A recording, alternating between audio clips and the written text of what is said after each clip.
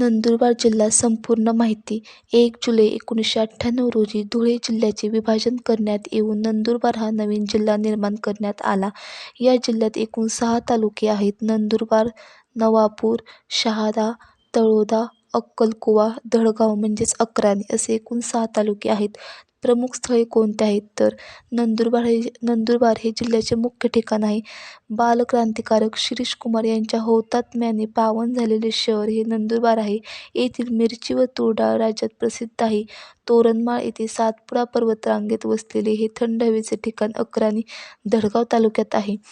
नंदुरबार या जिल्ह्यात एकूण लोकसंख्येशी असलेले आदिवासी लोकसंख्येचे प्रमाण राज्यातील इतर कोणत्याही जिल्ह्यापेक्षा अधिक आहे.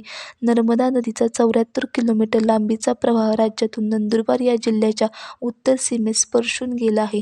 तापी व गोमाई या नद्यांच्या संगमावर असलेले प्रकाशे या तीर्थक्षेत्रास खानदेशची काशी म्हणून संबोधले जाते.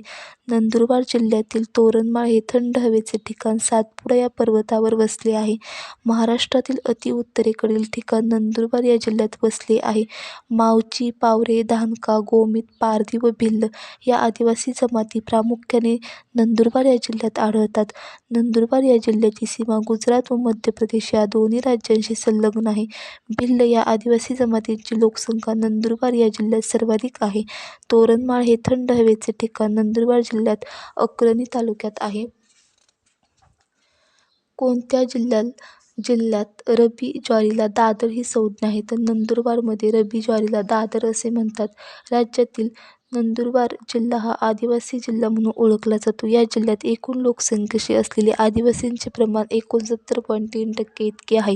प्राचीन मांडू घराण्याच्या राजधानीचे नंदुरबार जिल्ह्यातील तोरणमाळ हे थंड हवेचे ठिकाण अलीकडील काळात पर्यटकांचे आकर्षण केंद्र बनले आहे.